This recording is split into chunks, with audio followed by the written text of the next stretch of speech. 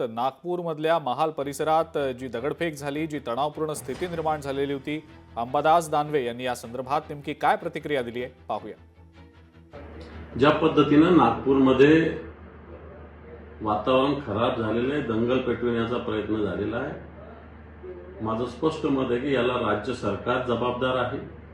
नागपूरचे मुख्यमंत्री आहेत, राज्याचे गृहमंत्री नागपूरचे आहेत। दंगा इथं होतोय आणि पोलिसांना कोणत्या गोष्टी कळत नाही।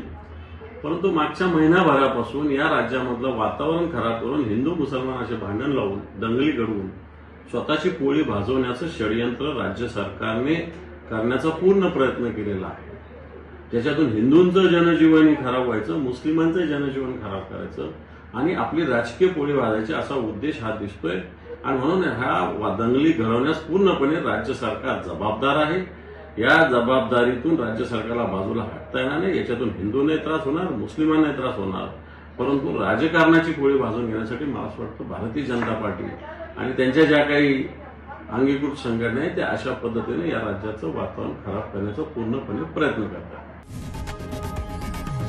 लोकशाही मराठी ऐका, पहा, जागरूक रहा।